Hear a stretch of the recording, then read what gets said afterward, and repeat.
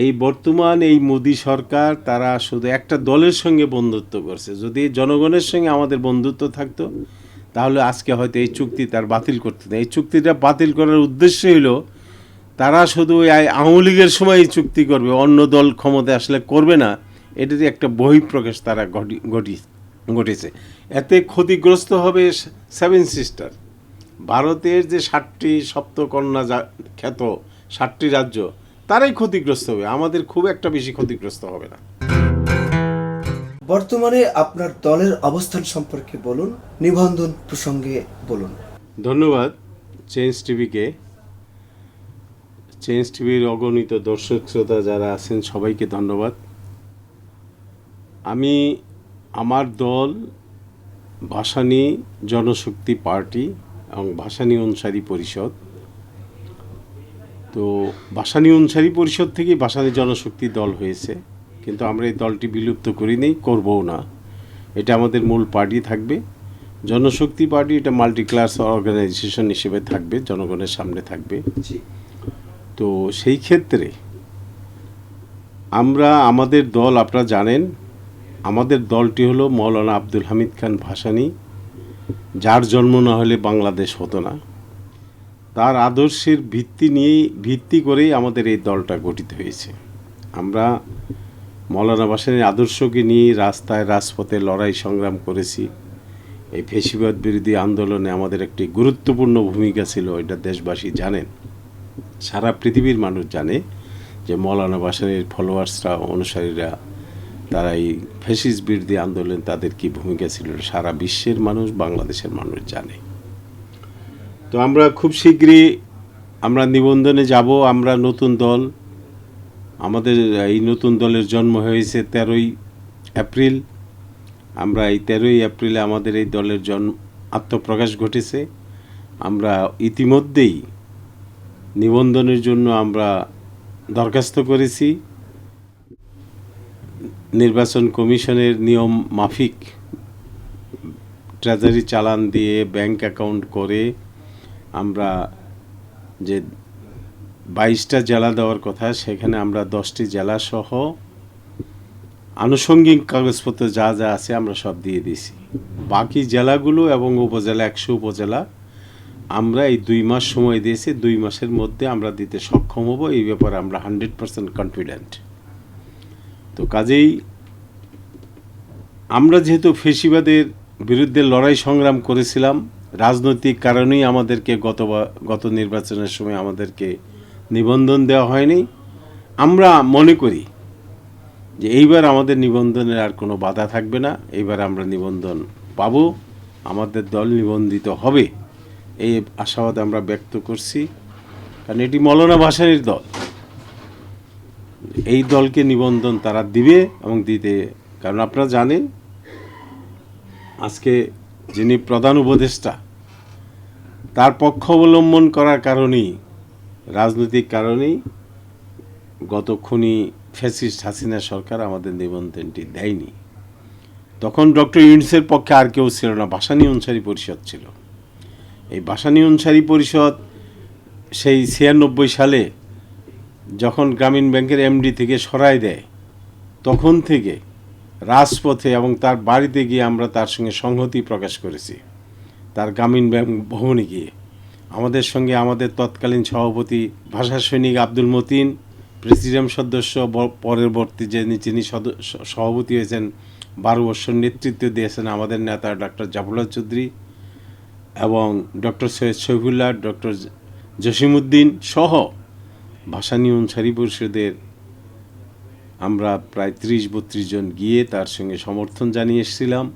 তখন থেকে আমরা ডক্টর ইউনূসের তার সমস্ত কর্মকাণ্ডকে আমরা সাপোর্ট করেছি এবং 100 নেতার বিবৃতি যখন সমর্থন করে বাংলাদেশের রাজনীতিতে, আমি প্রত্যেকটি রাজনৈতিক দলকে অনুরোধ করেছিলাম, কেউ কর্ণপাত করেনি। সেটা ডক্টর ইউনূস সাহেব জানেন, আসিফ নজরুল সাহেব জানেন। আমরা ভাসানী অনুসারী পরিষদ প্রকাশ্য আমরা পত্রিকা বিবৃতি দিয়ে তাকে সমর্থন করেছি এবং প্রেস ক্লাবের সামনে আমরা সমাবেশ করেছি তার পক্ষে। এই কারণেই আমাদেরকে নিবন্ধন দেওয়া হয়নি। তো যাই হোক, ডিজিএফআই প্রকাশ্যে বলেছে যে আপনারা পত্রিকার স্টেটমেন্ট উদ্ধৃত করেন, উইথড্র করেন, আমরা আপনাদের নিবন্ধন দিব। যদি আমি যে বলছি নো, আমরা ডক্টর ইউনূস সাহেবকে আদর্শিক জায়গা থেকে সাপোর্ট করেছি, সমর্থন দিয়েছি, আমাদের সমর্থন অব্যাহত থাকবে, আমাদের নিবন্ধনের দরকার নেই। তখন আমরা বলতে বাধ্য হয়েছিলাম, কিন্তু আমরা আমাদের সিদ্ধান্তে অটল ছিলাম। তো আমরা আশা করি সেই পরিস্থিতি এখন নেই, আমরা কেটে উঠেছি, আমরা এইবার নিবন্ধন পাবো এই আশাবাদ ব্যক্ত করছি। ভারত বাংলাদেশের সম্পর্ক কেমন হওয়া উচিত বলে মনে করেন? আমি একটা কথা এখানে বলবো, আমাদের নেতা মৌলানা ভাসানী একসময় ভারতে থেকে ব্রিটিশ বিরোধী আন্দোলন করেছেন, আপনারা জানেন। লাইন প্রথা বিরোধী আন্দোলন মৌলানা ভাসানী করেছে, তার একক নেতৃত্ব হয়েছিল। বাঙ্গাল খাদাও আন্দোলন মৌলানা ভাসানী এর বিরুদ্ধে রুখে দাঁড়িয়েছিলেন মৌলানা ভাসানী। তো ভারতের সঙ্গে, ভারত আমাদের প্রতিবেশী, আমাদের এই বাংলাদেশের মানুষ হিসেবে আমরা মনে করি প্রতিবেশীর সঙ্গে আমাদের এক ভালো সম্পর্ক থাকা উচিত, সৎ প্রতিবেশী সুলভ আচরণ আমরা ভারতের কাছ থেকে আশা করি। কিন্তু ভারত ওই আমেরিকার মতো আর একটা সাম্রাজ্যবাদী দেশে রূপান্তরিত হয়েছে। ভারত সবসময় আমাদেরকে তার যে দাদাগিরি, তার যে বাংলাদেশের প্রতি তার যে দাদাগিরি স্বভাব, এই স্বভাবের কারণে তাদের সঙ্গে আমাদের বন্ধুত্বের ক্ষতিগ্রস্ত হচ্ছে। আপনারা দেখছেন সীমান্ত হামলা, এই কয়েকদিন 3-4 দিন আগেও সে লালমনিরহাট সীমান্তে হাতিবান্ধায় সীমান্ত থেকে ধরে নিয়ে তাকে গুলি করে হত্যা করেছে। এবং প্রায়ই এই ঘটনাটা প্রায়ই ঘটতেছে, সীমান্ত হামলা হচ্ছে, আমরা প্রতিবাদ করছি, আমরা এই ব্যাপারে খুবই সোচ্চার। এখনো পর্যন্ত কিন্তু সীমান্তে হত্যা বন্ধ হয়নি, বন্ধ হচ্ছে না।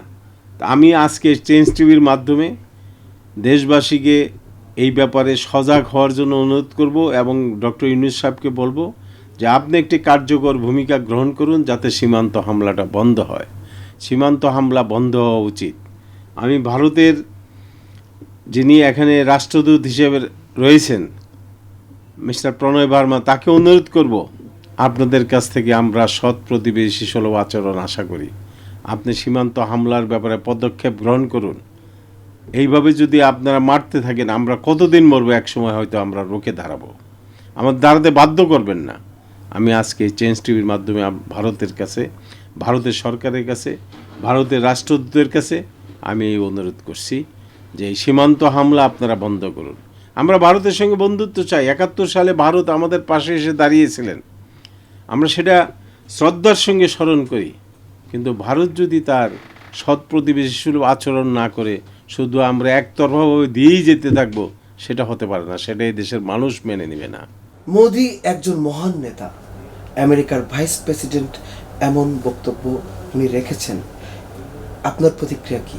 আমি এটা আমেরিকার ভাইস প্রেসিডেন্ট, ও একটা সাম্রাজ্যবাদী দেশের ভাইস প্রেসিডেন্ট, তাকে মহান নেতা হিসেবে উল্লেখ করেছে। আমি মোদিকে কোনোদিনই মহান নেতা হিসেবে মনে করি না। তার কারণ ভারতের সংবিধান লঙ্ঘন করে, ভারতের সংবিধানে ধর্ম নিরপেক্ষতার কথা স্পষ্টভাবে উল্লেখ করা আছে। সেই সংবিধান লঙ্ঘন করে মুসলমানদের ওপর যে অত্যাচার মোদি উত্তরপ্রদেশ, পশ্চিমবঙ্গ, উত্তরপ্রদেশ, মুর্শিদাবাদ সমস্ত জায়গায় যেভাবে মুসলমানদের উপর অত্যাচার করতেছে, সংখ্যালঘুদের উপর নিপীড়ন নির্যাতন চালিয়ে যাচ্ছে, একজন মহান নেতা হলে সেই কাজটা কোনোদিনই মেনে নিতে পারে না।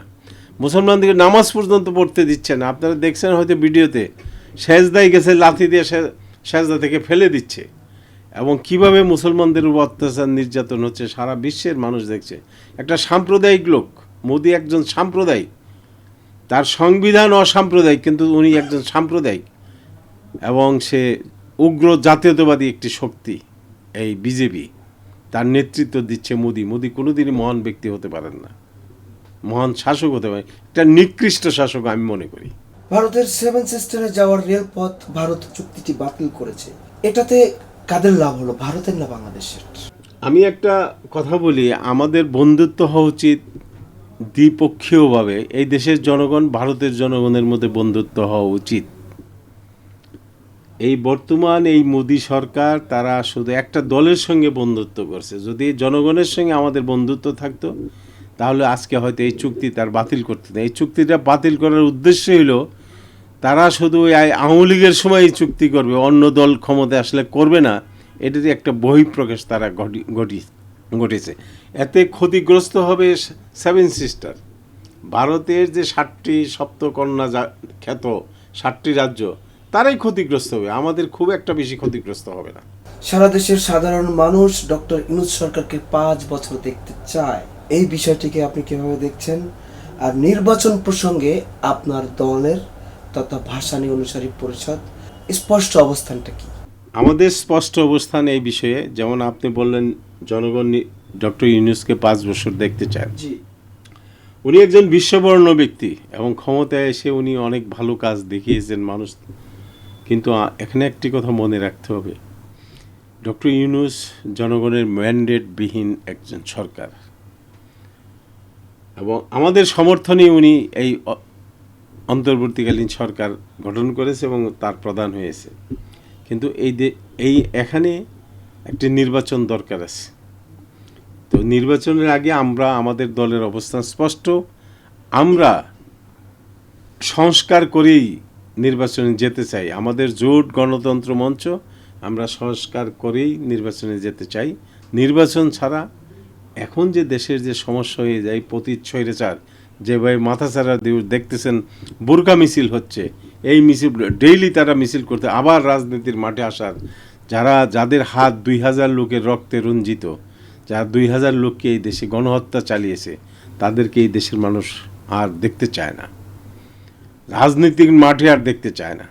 কাজেই আমাদেরকে অতি শীঘ্র একটি নির্বাচিত সরকার দরকার, যে সরকারটা সে ইউনূস সাহেবের মতো একজন যোগ্য ব্যক্তি দরকার। কিন্তু সেটাকে কিভাবে মেকানিজম করা যাবে, নির্বাচন করেই সেটা করতে হবে। অনির্বাচিত সরকার বেশি দিন ক্ষমতায় রাখাটা উচিত না। তবে সংস্কারের দরকার আছে, সংস্কার না করলে ওই 54 বছর যেভাবে দেশ চলছে সেইভাবেই আমরা যাব, ওইভাবে আমরা যেতে চাই না। গত 54 বছর যেভাবে দেশ চলছে এইভাবে দেশ আমরা চালাতে চাই না।